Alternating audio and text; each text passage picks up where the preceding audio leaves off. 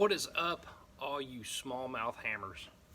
Yesterday, I talked about, my last video, I talked about vibrating blade baits and the Smalljaw Assassin. Look how pretty that thing is. It catches them too. One thing you need to have in your boat, if you're going to fish a blade bait or any kind of wintertime technique near the bottom, is a plug knocker. Now, I like this one a lot. It's one I just started recently using. It's got a little clip on it. Just clip that on the line, send it down. About 90+% of the time it knocks it free on the first go round. Now, if you're throwing a crankbait, you know, some of us still crank in the winter, and you get it hooked on some line or something nasty. I have been using this for a number of years. Hound dog. It's a little bit more robust. It's probably better for like 20 foot or less, which is generally where you're fishing a crankbait. So some people, this is on a buoy, and it used to have a crank on it back in the day when I first put this thing together. It was kind of nice, but this is pretty wore out, but I can just drop down on them. Slides right down. Another way a lot of people rig them up is with an old fishing rod and some braid, big old nasty Calcutta reel, and that sucker gets it done. I'm telling you, you can pull up thousands of dollars with with one of these. So anyway, thought that might help some of you. You gotta have those things if you're fishing bottom baits, specifically ones that if you pay for $8 for a tail spinner, you better believe you better have a plug knocker in a boat. Plus, it's really easy. One thing I found too with the smaller ones is if you're fishing co-angler and you're fishing in a big tournament, your boater or professional doesn't want to slow down.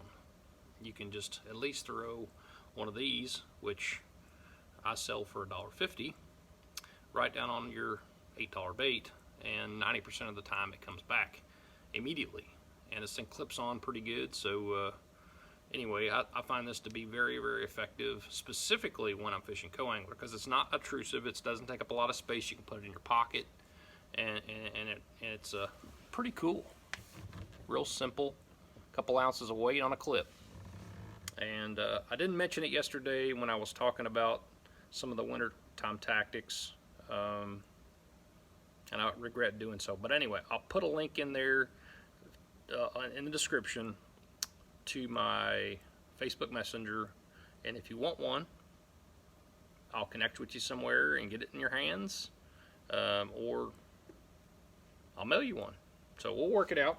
No big deal, but I just thought it'd be important for you to invest in one of those if you're going to be throwing any kind of bottom bouncing baits, specifically a silver buddy or a steel shad or anything like that. Now, talking about those, I wanted to share one more piece of information. You heard me mention it in my last video talking about line. Line is very, very important. The fish this time of year typically will hit it on a up and down or vertical motion. The heavier your line is, the slower that motion. Now, you can control it with the blade, put a little bit bigger blade on there and it'll fall slower. But I don't mind going to a little heavier line and slowing it down. But I'm also generally throwing on groups of fish that are competing. That's a pretty big key. Individual fish are always harder to catch, and I know a lot of people have forward-facing sonar and are really good at it. And this the Smalljaw Assassin is a very good tool. I found a lot of fish this fall, individual fish, that I was able to drop down on, and they would eat this. But a lot of times they were with their buddies. And we all know in the wintertime, a lot of times they group up. So that time you invest when it's really cold and you're eating your lunch and you're idling around these flats and ditches and points and areas, and you find a lot of bait, and you finally start finding some fish, even if they're 1, 2, 3 little 6 fish wolf packs feeding on a ball of bait, that's a perfect situation if you can stay on them. Can't get above them because a lot of times they're shallower than what they'll allow you to. And on Dale Hollow specifically, it's very tough to fish. You know, the smallmouth will be above the bait, largemouth will be kind of in the bait or below the bait. And largemouth are a little dumber. They don't get spooked as easy, but especially if they're feeding, and you maybe trick them a little easier. But they're competing for food, and that's where this comes in really, really handy.